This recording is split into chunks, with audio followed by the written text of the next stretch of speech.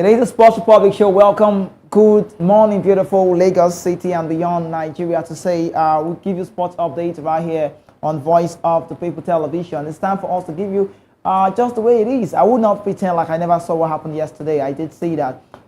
It's all about Cole Palmer. At this point in time, we can now begin to say there is no Chelsea, no Cole Palmer, no Chelsea, whichever way would do. But I am your host. My name is Kizzy K. We'll start with the games we played today. And it takes me back to the time when I was growing up back then. I used like to say, primary 4, mommy they come, gang, is today.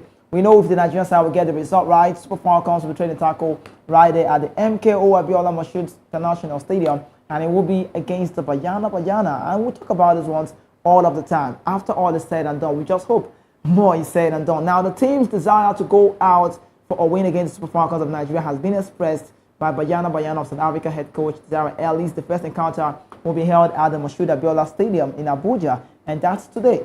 Now, with the reverse fixture slated to be played at Pretoria next week and 5 days for Tuesday, now Ellis conveyed gratitude to Safa and also South Source for ensuring their early arrival and acclimatization, stating that, firstly, I want to say thank you to Safa and South Source for making sure that we got here early, and also a great gratitude. And even though we have got a heat wave in South Africa, it's a completely different heat as reported by that said lady.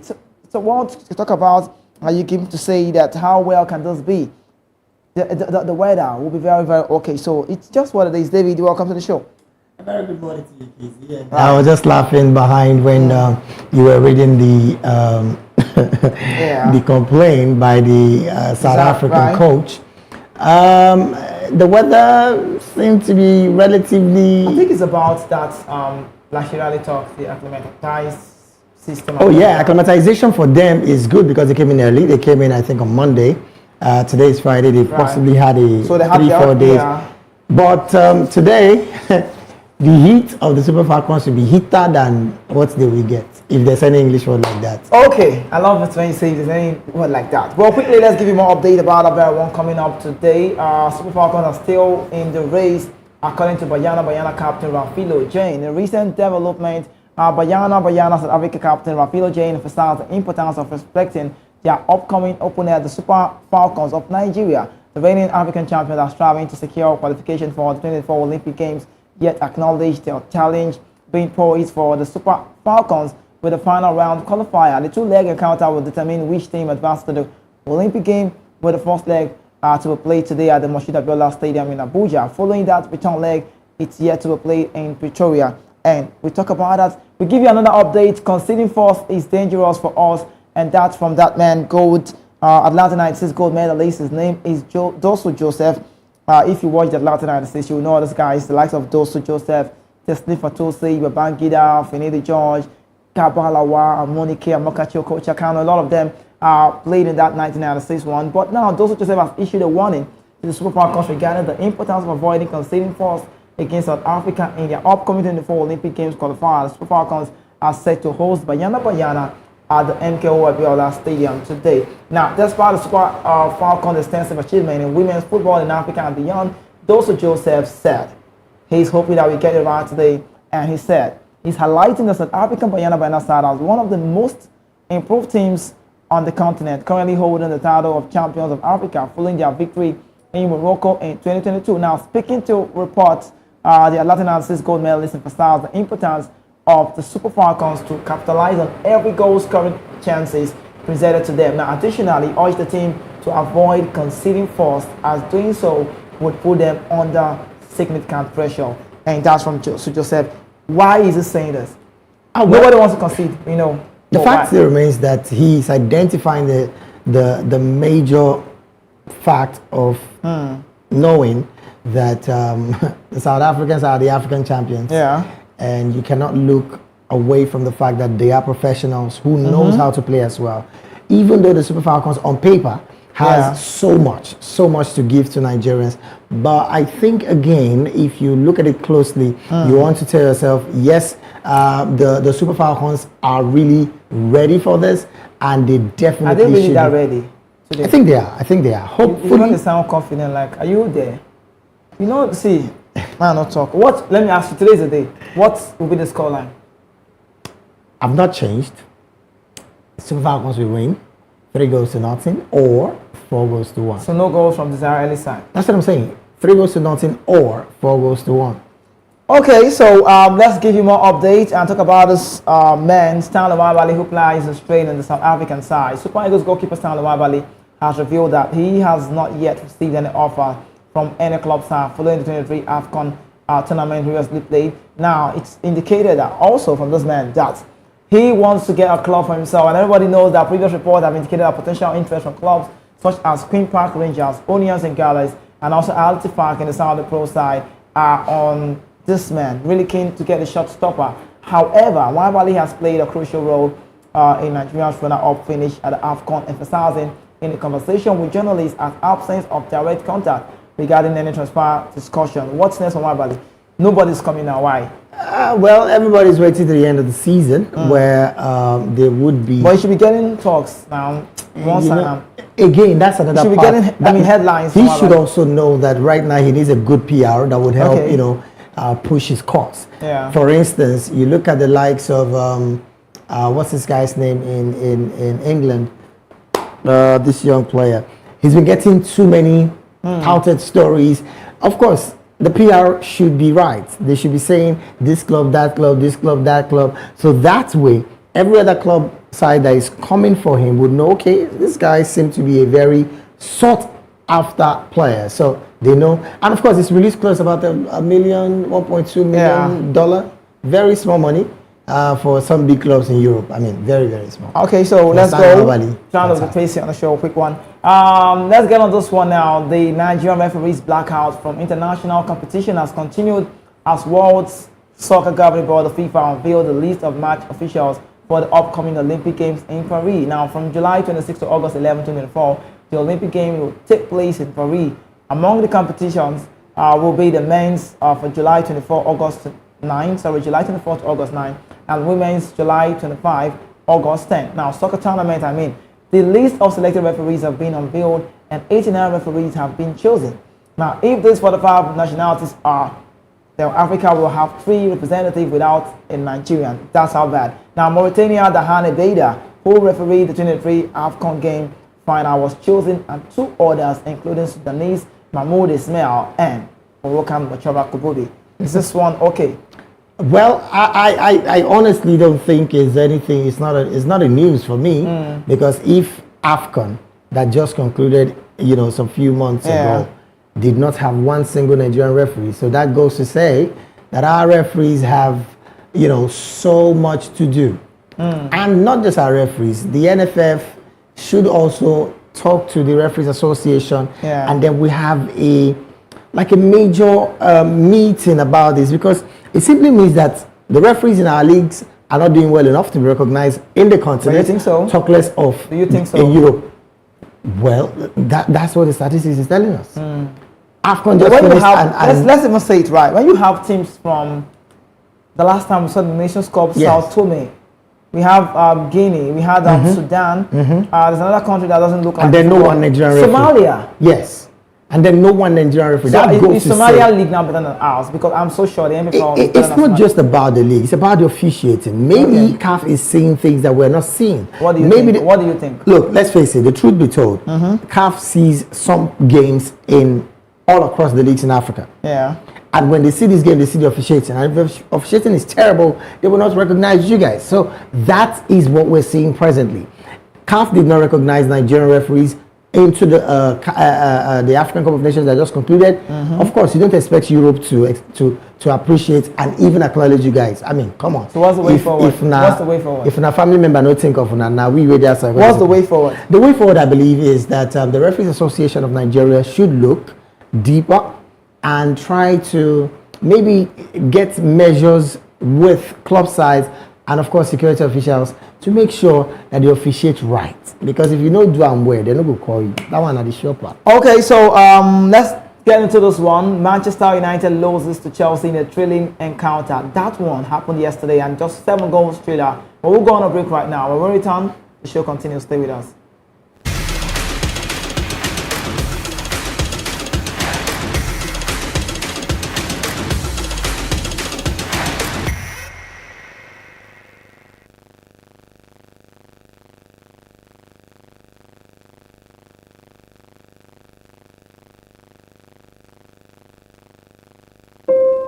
When your morning starts, make sure to look around for the right company to serve you everything you need to know about what's happening around you. That's why you need VOP this morning, because we will climb this far to give you a voice in what's going on, from news, reviews, politics and the economy, sports and even entertainment. Join us weekdays 7 a.m. to 9 a.m. right here on VOP TV.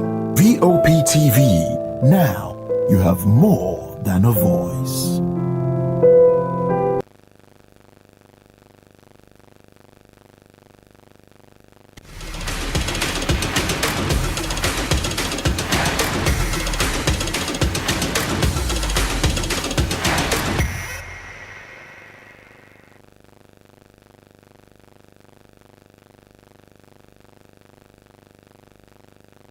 All right, welcome back from that quick break. Football is just like, I don't know, like a dice. I could say that again, but I'm taking a deep breath. It got me stuttering and I'm reminiscing what happened yesterday. I can't even explain it. When you feel like it's done and you've been like, I'm a Chelsea fan and I'm a Man United fan, what side would you want to go for? Whose support do you believe? Let me say it again on the show this time around. Congratulations to every Chelsea fan all over the world, Nigeria to be exact. We saw what happened yesterday. Cole Palmer scoring a goal, big time international, making a hat-trick for himself. And a young player like that is barely 22, 21, 22, he's not even up to 24 years.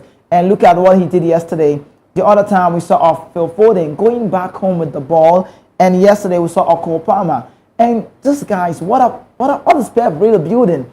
I think the only regret I want to say about Man City is the fact that they should have given that guy a back clause. You would have gotten him back. But let's go with the story of the game played yesterday. If you missed out, I'm so sure you missed a lot because we saw the dramatic Premier League tie at Stamford Bridge on Thursday night. A double, a brace, you could say, by Cole Palmer in stoppage time, securing a 4-3 victory for Chelsea over Manchester United. Now, that marks Chelsea's first Premier League win against United since November 2017. Alejandro Garnacho was pivotal for United, scoring 2 of the 3 goals this season. Garnacho has recorded 3 braces in the Premier League, making him the first teenager to achieve this feat in 3 Premier League games in a season since Michael Owen did that back in 1998 and 1999 season. Now, moving on, Garnacho's second goal put the Red Devils 3-2 ahead in the 67th minute. In the 10th minute of added time, Cole Palmer converted the penalty to equalize 3-3 in that game. Just 1 minute later, he completed his hat-trick and sealed the win for Chelsea,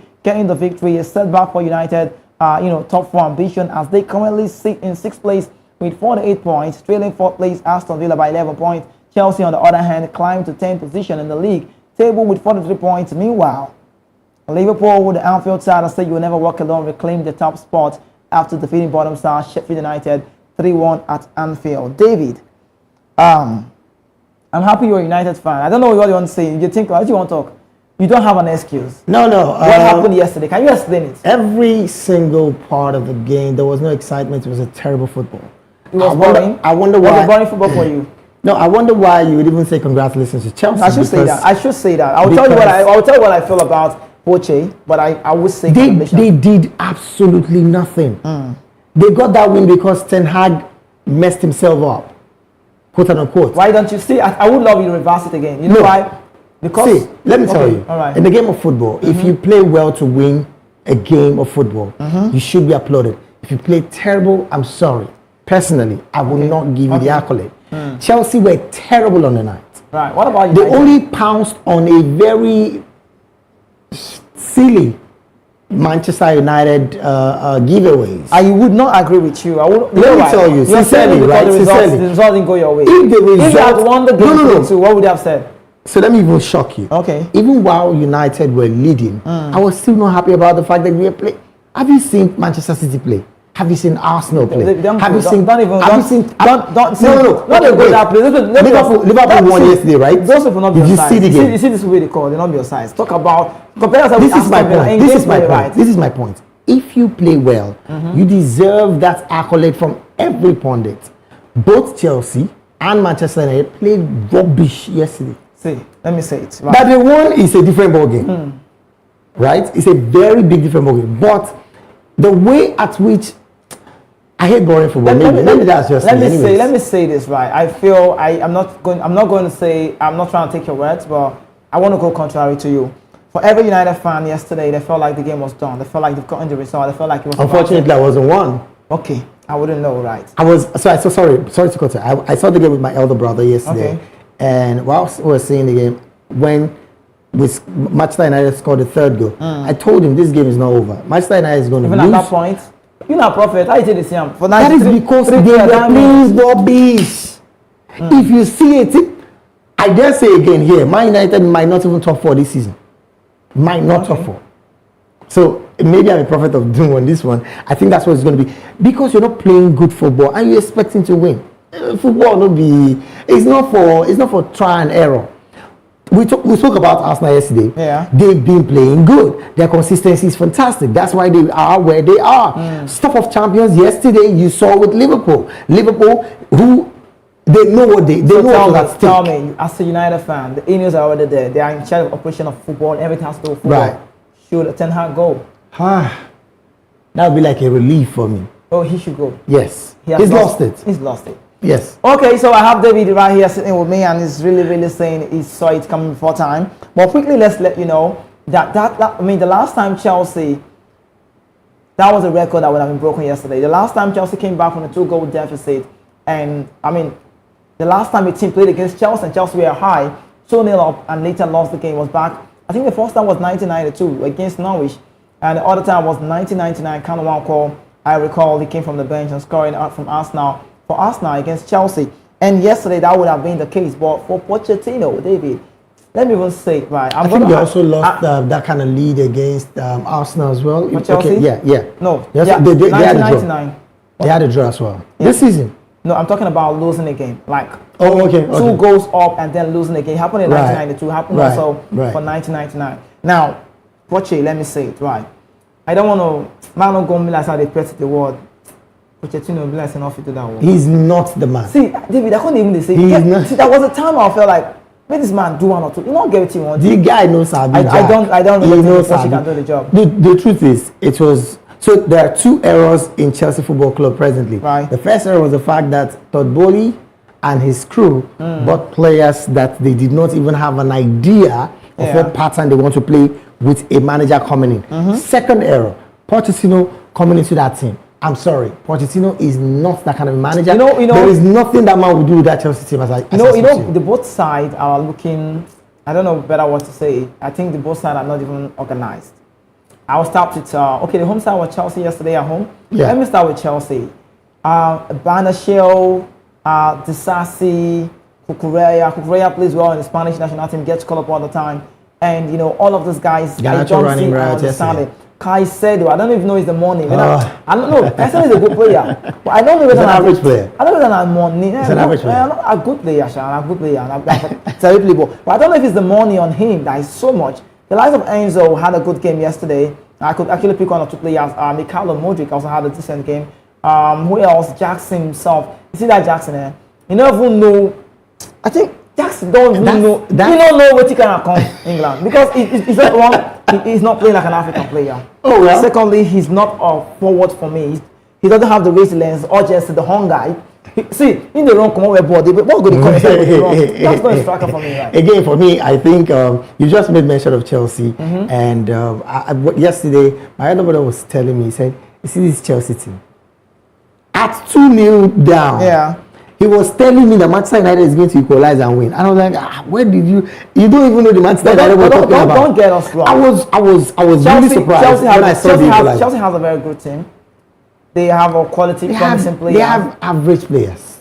No, see, I don't know. No, they do have. They have average players. If they say average, yes, it will be like say they talk say they're not good. Chelsea they're not good. No, I won't go with you. Please, if you no, that's not true. Look, if you say a team is good, the players individually, do you know those guys? Let me even let you know. Okay. Hold on. Moise Caicedo. I know the money looks very big for an acquired player. He played well for Brighton. Enzo Fernandez is the World Cup winner. If he played well, right, he would have been a trouble for Brighton. Where is Brighton presently? You realize you can't say that. You know why? Because Liverpool went for him. Liverpool were on the edge. No. You can't say. You're still not understanding. We are talking about you know what? We are talking about individuals, and I'm telling you that not the team in quotes. I'm only telling you that he's average. Those guys are quality. They are average All of these players. guys are quality. Trust me, they are average Okay, players. who do you want to pick out and say is not quality? Maybe the injured, what's his name? Thiago Silva. No. Just tell me. Take away. No, tell me. Just score one player in Chelsea and tell me that this guy is not a quality player. And let me tell you. Tell me. Quality. Just tell me one. You can't say words. When you say average, you feel like just say the team is good. They are average. Chelsea have a good players. They are but average. They don't have a team. The manager is a problem for me right now. Signings have been a problem from onset. But at this point, you need a manager to put in these guys together to play well. Is Mitoma an average player, a quality player? He's a quality player. What is De Zerbi doing with him at Brighton? Don't use the. I think it's My about. point is, I think about the word average. Quality and average is quite different. Exactly. So I choose to say they are average because if you say they are quality player, I can carefully be saying Erling Braut Haaland is a quality player. No, you can't. You don't need to be world class to be quality. I think that stands out. You don't need to be a world class to be quality player. Okay. See, Cole Palmer is a quality player. He's not world class. Cole Palmer gets lost in 90 minutes. He's not a world class, but then he's a very good player. He's a potential player. With an exception of Cole Palmer. Right. Enzo. No. Enzo. He's average. Enzo. He just showed me his average. You can't say that. On recent football. Football is form. Football is form. Let me tell you. Marcus Rashford, before now, I'll use the word. He's a quality player. Rashford is a quality player. Exactly. What are you saying? On current form. I think it's about you. On current form. Okay. On current form, he's a terrible player. So, this is how he's checked. This is how it's done. It's good we're talking about this. Yes. Because we have people watching us. Football, regardless of how your form is, we know the quality players. The game has up and down. Even if your form deepens in 3 games. You don't take purpose. Quality is not taking off. It's in you. It is. See, it's a potential. No. So that's an error now. If you see it's in you, if you are going to go deep in the form, it shouldn't be 4, 5, 6, 7 games. No, you're getting for it the wrong. entire season. Rashford has been terrible. You're getting it wrong. The same thing with Enzo Fernandez. You call him what? Terrible. Very terrible. You understand that a club like Paris Saint-Germain are keen on him. Why? Oh, come on. That's English press for you. They've hyped him enough to want to push him to the press. Paris Saint-Germain will not spending their money on Do you know that Manchester United Paris did the same error? Is different from Brighton. Manchester United did the same error. They did the same error with Maguire. Okay. He was sold to them. To what club? To Manchester United from Leicester City. I'm telling you, David, a club from outside. That's a Farmers League, for Christ's sake. Are you... Whichever way. You didn't whine me. Whichever way. Wait, we're talking about French Ligue 1, not a Spanish La Liga. Come on, man. Who plays for French Ligue 1? Who plays there in Paris Saint-Germain? Kylian Mbappe, world-class player, plays there. Vitinha is there. Marquinhos is there. What are you saying? Outside Messi PSG. went Outside there. PSG. You can't say no. Outside PSG. No, don't get the talk out. No. Outside PSG. Talking about Paris. That's why I call it the Farmers League. PSG is the only team in France that will do the magic that anybody will want to talk about. Now, when you talk about... And that's what Farmers League is all about. When you call it... Take a big club. Okay, let me ask you this question. Are they a big club? Paris Saint-Germain is a big club. Why you think? I'm thinking about it because in the past decade, they've not won anything in Europe. You can still say they are a big team. Anyhow you want to check it, go check Forbes, go your phone. I agree. In fact, right now I agree. Exactly. They are a big team. Fantastic. But would you take that same PSG to play Liverpool? Why not? To play Manchester City? Why not? To play even in Manchester United. They're in the Champions League. Now, they're still there. In one league, I've mentioned 3 club sides. Right. That's to tell you what is in that league. Let me even bring it down. Nigerian Professional Football League. As it stands, the league is dicey. It's about, I think, 5 points. 5 points between the first 3 club sides. That's to tell you if a league is competitive, you can always have that beauty in it. And as it stands, I mean, for me, yesterday's game was terrible. Okay, we need to go. Looks like a banter on the show. We got us staying a long time here talking about that very game. That's how big it is in the world of football. And sometimes we're not actually fighting. It's called banter. Let's talk about game played yesterday. Another one. Liverpool Young Club has hailed the World Cup winner. Talk about Mark Kalisa, who was praised by Young Club, the boss, for one goal that contributed to Liverpool victory over Sheffield United, allowing them to maintain control of the Premier League title race now, despite being at the bottom of the table. Sheffield United pose a challenge for Liverpool at Anfield. However, McAllister, a World Cup winner with Argentina, secured the win for the Reds with a brilliant 20-yard strike into the top corner, putting them ahead 2-1. And also in the 90th minute, Cody Gakpo, the Dutch international, added a third goal, sealing Liverpool return to top of the table. Now, according to manager Jurgen Klopp, let me quote him on the show this morning. He went as far as saying we didn't need a wonder goal to turn it around. He is super important for us. A wonderful player and a wonderful boy. I'm really happy for Liverpool that we got him. Now, Klopp also highlighted that McAllister, his defensive capabilities, emphasizing his versatility on the field. They described this man as a really good player. He expressed admiration for his goal-scoring prowess. You could say abilities, citing his recent remarkable goals. And that's for that now. But quickly, let's go off that one. When I talk about McAllister, I was going to put it on you to say you tell me to world class. But let's leave that. No, Jurgen Klopp used the word good player. He didn't say world class. Don't let people not deceive you. No, he's let people not deceive you.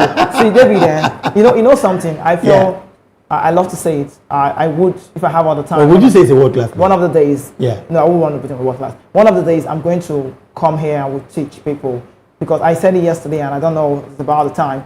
We need to let people know who is a professional, who is a world-class player, who is that quality man we talk about. What is the difference between a manager and a coach? Yeah. You know, we talk about all of this, talk about a buyback clause, what's a release clause. People need to know this. We talk about this and also give you analysis, let you know that our style and pattern is quite different. Yeah, we mentioned that. I said that again. But let's talk about tennis quickly and give you more updates. I want to share this one with you. Saudi Arabia to host the next 3 major WTA events. Now, the next three edition of the WTA finals, the season-ending showpiece event of the Women's Tennis Tour, will be hosted by Saudi Arabia on Thursday. A deal was announced by the Women's Professional Tennis Tour, raising the prize money for the November tournament, and that's £12 million. You want to go by pounds, but you want to do dollar, it's $15.25 million US dollar, marking a 70% increase from 2023. Now, the event of the top 8 singles players and top 8 doubles team will take place in the nation's capital, Riyadh, from November 2 to 9, as well as in the 2025 and 2026 respectively. Now, this deal represents the latest in a recent wave of investment by Saudi Arabia in tennis, with WTA chairman and CEO Steve Simon describing it as an exciting new opportunity and also a positive step for the long-term growth of women's tennis as a global and inclusive sport. Last month, Tunisia Ons Jabeur expressed support to the move, stating that to reporters that the Indian Wells, that she said, "I think I'm the first player who will be supportive to going to Saudi Arabia. Everything is Saudi. What's going on Saudi? Riyadh." Let's give you an update again about Rafael Nadal announcing his absence in participation for the next Monte Carlo tournament. Rafael Nadal, the legend of the game, withdraws from Monte Carlo. He says his body isn't still ready. Awful news. He's hardly been able to play any tennis this year. The clay season is also a special one for him, according to him. Really hoping he can recover and play the tournament he lost again, and well deserved. He should be playing in that very game. But let's go back to Saudi. The news we talk about on Jabeur and the rest of that. Why Saudi? Why is everything doing Saudi? See, I like the government of Saudi Arabia because at this point they just so look at they have a nice PR. No, this is not even PR. Okay. I'm looking at it from the perspective of they're an oil-rich nation, and then they are moving away from oil to want to come into sports. They're moving away. They just want to, they're not moving. Diversifying the economy. That's what I'm saying. They're moving away from that to sports, and they want to do doing well. If you give them a chance, they'll come sign us. They want to do everything. Guy. Saudi Arabia, see, but man, not anybody. Guy. If they call you, go. No talk, nobody go. Yeah, you go. Even our producer at the other end will say, "Let's go, baby, boo." Saudi Arabia, I mean, I call David, but David. Yeah. The boxing, Ngannou, AJ style. The fight was in Riyadh. It's a beautiful thing. Ronaldo is in Saudi. Yeah. Why is everything? I love to ask this question. I know, if I want to comment the Saudi Arabian guys, I must give them an accolade, if not for any reason, for the fact that they are putting in the money at the right place. Putting in the money where they need to. We've seen, see, Newcastle, you see Saudi Arabia coming in. Yeah. I don't know. It's about the Arabians for me. Again, Qatar as well. Doing good business. It's a good thing. They have the money, and they believe, okay, we can get the world to be in our face. Yeah. And right now they're doing so well with it. I mean, look at it from the point of view of, okay, they're just talking sports. Before I said Jack Robinson, the reason, one of the major reasons why they can't at this point maybe do journalism and journalists is because of the language barrier. Yeah. But if they want to go to the point of let's do Some persons will be talking a language, some persons will be speaking in English. Guess what? Your bags and baggages will be flying to Riyadh guess who is because they are coming for making the Saudi Pro look fly? Oh yeah, Emenalo. He's making so much money. He's an amazing. So I like his build up. He has this thing about building up a company, a conglomerate, and he's done it with Chelsea. Chelsea as Monaco as well. His records are amazing. Right. I wonder why a man of that amazing gifting is not being introduced or called by the Nigerian government to even try to do I'm not sure something. say go come. So we don't get money. Leave and Mela go come. If you call, I will tell me text. I know they hear you. Let's talk about Formula One quality time not today. Max Verstappen in the news. He late practice test won at the Japanese GP, and the GP is Grand Prix. Now in practice, won at the Japanese Grand Prix. Max Verstappen, the Dutchman, took the lead, followed by our team mates Sergio Perez and also Melbourne Victor Carlos Sainz, as Red Bull unveiled their first significant car upgrade of the season at Suzuka. Now, Williams encountered the first setback as Logan Sargent, who returned to action after being withdrawn from the Australian GP, crashed at the high-speed John Lop corner just 29 minutes into the season. Sargent was using the chassis that teammate Alex Albon has crashed during his first practice in Melbourne 2 weeks ago, which had undergone repairs at the team's UK factory between the two flyaway races. Although Albon had used Sargent's car to compete the remainder of the Melbourne weekend. Let's talk about the MMA. When I say MMA, I know to advise my cousin me to go see. Not good. See, you know, see, no disrespect to the sport of MMA. Oh my goodness. If you go try to go do and see, it's a scared sport. You know the part that scares me in that sport is you think you are using your hand. Just see somebody's leg from nowhere flip you in the face, and you kind of wonder. MMA is not a joke. I mean, MMA is a huge sport. If our producers are very much available, we're talking MMA right now. Right. Ngannou is, of course, from that sector. Brock Lesnar. We're not going to see one day. Brock Lesnar that went to wrestling. Come to Monday. Abraham Adesanya might just you're not going. No, not come on. He has, but you know he has a long. You know, hand. see those people that see. But he has a long hand. You want go there? No. Don't be gay way beside this. My cousin said to me, "See how far I want go." I said, "No, go there." Amen. Well, let's talk about it now. Clarissa Shields top target for Savannah Marshall. Now, Savannah Marshall has acknowledged that her decision to enter the world of mixed martial arts MMA is primarily driven by the prospect of facing Clarissa Shields in the cage. Now, known as the silent assassin, Marshall recently revealed her intention to make her MMA debut in the Professional Fighters League in Newcastle on June 8th. This announcement comes less than a year after Marshall attained the status of undisputed super middleweight champion with a majority decision win over Francois Crow's Desarm in Manchester. This move follows Marshall's determined response to her first career defeat suffered at the hands of Shields on an iconic all-female card at the O2 Arena in October 2022. Now, the rivalry between the two fighters has been long-standing, originating from Marshall's victory over Shields in the amateur ranks, which remains the American sole loss. What are we expecting on this? This babe go beat me. You know I like you. You know I like you. Fight your size. Before. Don't go do it enough. You do. This babe, brother, say, go beat me. But David, how women think they do this kind? Well, it's a determination. Right. It's something that so now person it's not the law. Person just wake up saying, "This I want to do." As they say, I want to be a footballer. You know, I want to. You know, one of the passion is keep talking. I want to talk this way. But them now they are like, and I love what they are doing. And you know, the good part is, I mean, some few seconds ago, our producers were showing us titles that these ladies have won. Right. It's a beautiful thing to know that yes, there's an inclusiveness in the sport, and I can say it for free that their titles. I mean, look at that. Their titles are so fought for. It's huge, and I commend this one. Really. But look at that belt. The belt looks very nice. Belt. Champions. An award there for the belt. Yeah. Oh, I like a state talk and Shamu just come up for this one. I love what you did now. You respect yourself. Before? So they bring you on this baby, go run. I can beg her.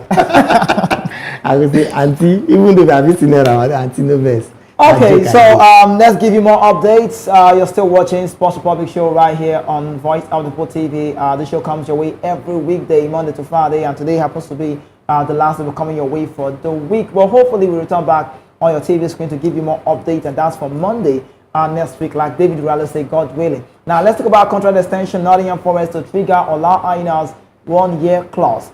English Premier League star Nottingham Forest is triggering a contract extension for Nigerian international Super Eagles defender Ola Aina after an impressive debut season at City Ground. The utility player joined the former European champions last summer after the expiration of his contract with our Italian side. Talking about Torino, Forest had the option to activate a new one-year deal for the Nigerian international, and it's understood to be formality. Now, Aina, who has been a dependable utility player for both the manager, Steve Cooper, ex-manager, and also current manager Nuno Espirito Santo, the Portuguese international, since arrived. Now, the former Chelsea trainee has made 13 Premier League appearances for Forest so far this season. Now, I'm talking about Ola Aina, David. The only thing Ola Aina did not do well in the Nations Cup was in the final. Oh, well. He was fantastic. You know, I still want to exonerate him because some few days ago, right, Alex Iwobi said that former coach Bissero got it wrong to want to play defensive in that final. So I think Olano was also trying to play to the instruction. Of course, what you want to, you have to play against. You have to play with the manager's instruction. Exactly. You don't want to go contrary. We wouldn't want to blame him so much on that. I mean, but then for a fantastic player like him, I mean, yeah, he's really proven to be a very serious force to reckon with in the Super Eagles. And yes, contract extension for him at Nottingham Forest, a very good one. We're hoping they don't relegate. You know, exactly, that's another one. You know, I was having a word with someone behind the scene, and I said to the person, Alina, how would you want to rate him? He told me, he literally looked in my face and said to me, Kizike, this guy is bigger than Nottingham Forest. Is it true? I know you might not want to agree. From a football or sport analyst, you might not want to say a player bigger than a club. But you know what I mean? You know what I mean? I can give you an example. So might help me make sense. Let's go for a player. Let's say, now Elke Gondowan, right? He can't be playing for Burnley. He's bigger than the club. Oh, yes. Well, if it's a boyhood club, and he loves to want to return. It's a different one when you say you're going back to play, when you're done playing. Just like Sergio Ramos did. Exactly, for Sevilla. Right. But then, yeah, you would be right on that one to say the player is a bit bigger than the club. But as the entity, the club itself, no player is bigger than it. Okay. I love that one. We'll give you this update. This one is a football story that is connected to NBA. So, Premier League clubs consider abolition of points deduction and introduce luxury tax.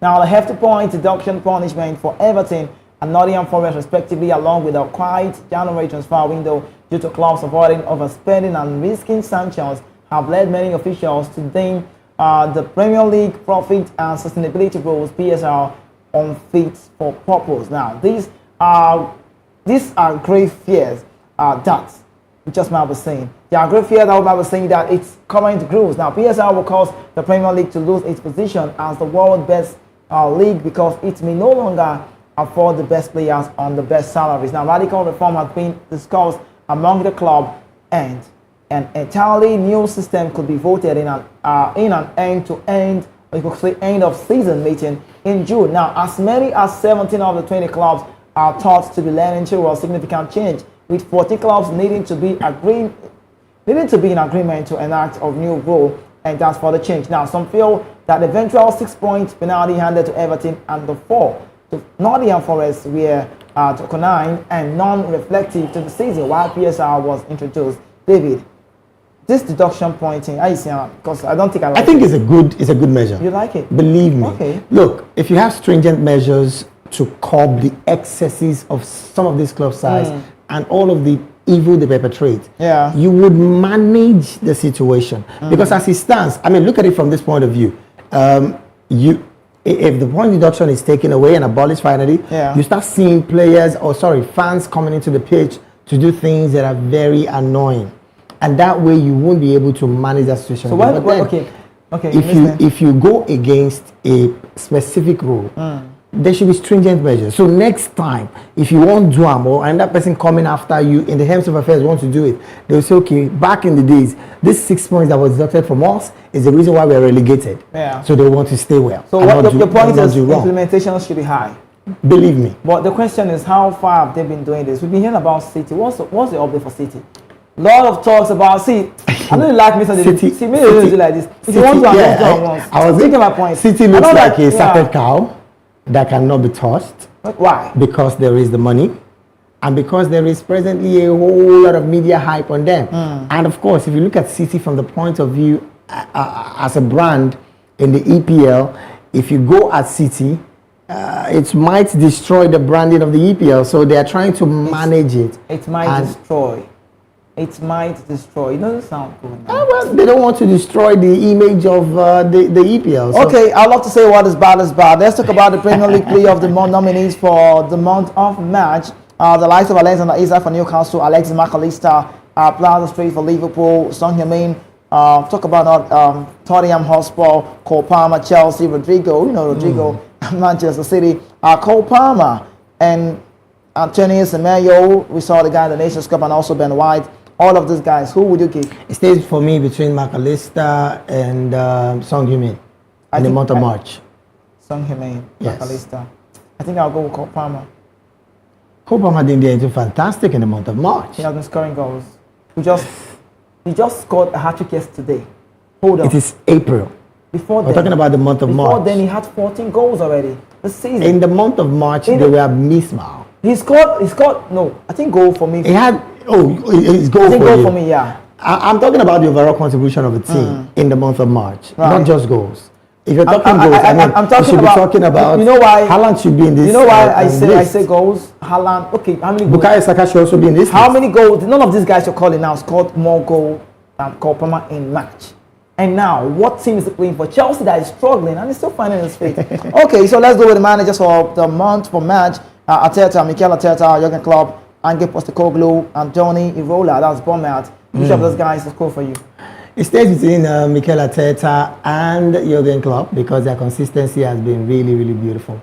Okay. But I think I want to give it to Arteta. I think I will go with you. I'll go with Arteta as well. It is for me. Okay, so wrapping up the show, let's quickly let you know transfer update about players' movement. Liverpool have open discussion with Sporting Lisbon boss Ruben Amorim, 39, to replace Jurgen Klopp, and also Barcelona have withdrawn their interest in Amorim. Man United have added Wolverhampton, talk about English captain Matt Kilman, 26, to their shortlist of defenders. Man United are also considering a summer move for Aston Villa, 26-year-old Andre Konsa.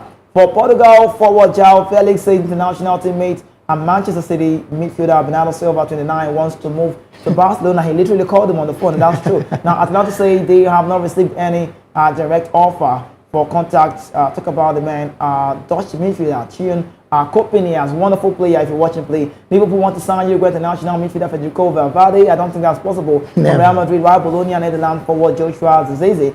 This guy is a Nigerian, actually. You need to know. 22 is wanted by Manchester United and Liverpool, but would prefer a move to AC Milan, according to report. Now, Arsenal are set to rival Man United for the fighting and the signing, in better word, of Barcelona 19-year-old Senegalese centre-back Mikhail Faye. Now, Man United have offered a new deal to 16-year-old English winger Bendito Mandato, and made interest from several clubs. If you hear this kind of news in African players, the full-time manager, he has an African descent, and Marco Silva, who has a release clause of £8.6 million in his contract, should attract interest from West Ham, and that's according to another report. But on this note, we need to go. Our time is up. David, how do you feel today? Well, Friday, actually. It's a beautiful weekend. And from here, where do you go? Nobody say we can wait to go after now. Because I did dress. Where you want to go? They carry first flight, a flight to Abuja, right, to see the game. I'm hoping that the Super Falcons would make my money worth it. Yeah, actually. Okay, we need to go. Thank you so much, David, and also to you out there who watch from everywhere. I mean, anywhere all over the world. I don't know where you watch from, but then thank you so much for sticking around with us right here on Voice of the Football TV. It's a sports public show, but it's time for me to go. I am Kizzy K, and I'm saying, safe. Do it right. If you don't do it right, you will just be doing it wrong. The only football player without a jersey. Peace.